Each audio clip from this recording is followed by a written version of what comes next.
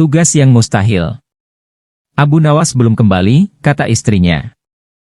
Ia bersama seorang pendeta dan seorang ahli yoga sedang melakukan pengembaraan suci. Padahal saat ini Baginda amat membutuhkan bantuan Abu Nawas. Beberapa hari terakhir ini Baginda merencanakan membangun istana di awang-awang. Karena sebagian dari raja-raja negeri sahabat telah membangun bangunan-bangunan yang luar biasa. Baginda tidak ingin menunggu Abu Nawas lebih lama lagi. Beliau mengutus beberapa orang kepercayaannya untuk mencari Abu Nawas. Mereka tidak berhasil menemukan Abu Nawas karena Abu Nawas ternyata sudah berada di rumah ketika mereka baru berangkat. Abu Nawas menghadap Baginda Raja Harun al-Rashid. Baginda amat riang. Saking gembiranya beliau mengajak Abu Nawas bergurau. Setelah saling tukar-menukar cerita-cerita lucu, lalu Baginda mulai mengutarakan rencananya.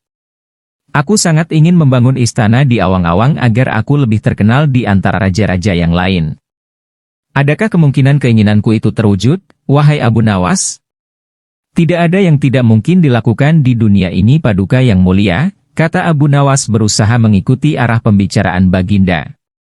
Kalau menurut pendapatmu hal itu tidak mustahil diwujudkan maka aku serahkan sepenuhnya tugas ini kepadamu, kata Baginda puas. Abu Nawas terperanjat. Ia menyesal telah mengatakan kemungkinan mewujudkan istana di awang-awang. Tetapi nasi telah menjadi bubur. Kata-kata yang telah terlanjur didengar oleh Baginda tidak mungkin ditarik kembali. Baginda memberi waktu Abu Nawas beberapa minggu. Rasanya tak ada yang lebih berat bagi Abu Nawas kecuali tugas yang diembannya sekarang. Jangankan membangun istana di langit, membangun sebuah gubuk kecil pun sudah merupakan hal yang mustahil dikerjakan. Hanya Tuhan saja yang mampu melakukannya. Begitu guman Abu Nawas. Hari-hari berlalu seperti biasa. Tak ada yang dikerjakan Abu Nawas kecuali memikirkan bagaimana membuat Baginda merasa yakin kalau yang dibangun itu benar-benar istana di langit. Seluruh ingatannya dikerahkan dan dihubung-hubungkan. Abu Nawas bahkan berusaha menjangkau masa kanak-kanaknya. Sampai ia ingat bahwa dulu ia pernah bermain layang-layang. Dan inilah yang membuat Abu Nawas girang. Abu Nawas tidak menyia-nyiakan waktu lagi. Ia bersama beberapa kawannya merancang layang-layang raksasa berbentuk persegi 4. Setelah rampung baru Abu Nawas melukis pintu-pintu serta jendela-jendela dan ornamen-ornamen lainnya. Ketika semuanya selesai Abu Nawas dan kawan-kawannya menerbangkan layang-layang raksasa itu dari suatu tempat yang dirahasiakan. Begitu layang-layang raksasa berbentuk istana itu mengapung di angkasa. Penduduk negeri gempar. Baginda Raja girang bukan kepalang. Benarkah Abu Nawas berhasil membangun istana di langit? Dengan tidak sabar beliau didampingi beberapa orang pengawal bergegas menemui Abu Nawas. Abu Nawas berkata dengan bangga.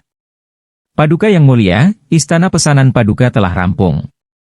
Engkau benar-benar hebat wahai Abu Nawas, kata Baginda memuji Abu Nawas. Terima kasih Baginda yang mulia, kata Abu Nawas, lalu bagaimana caranya aku ke sana, tanya Baginda. Dengan tambang, Paduka yang mulia, kata Abu Nawas. Kalau begitu siapkan tambang itu sekarang. Aku ingin segera melihat istanaku dari dekat, kata Baginda tidak sabar. Maafkan hamba Paduka yang mulia. Hamba kemarin lupa memasang tambang itu. Sehingga seorang kawan hamba tertinggal di sana dan tidak bisa turun, kata Abu Nawas. Bagaimana dengan engkau sendiri Abu Nawas? Dengan apa engkau turun ke bumi? Tanya Baginda. Dengan menggunakan sayap Paduka yang mulia, kata Abu Nawas dengan bangga. Kalau begitu buatkan aku sayap supaya aku bisa terbang ke sana, kata Baginda.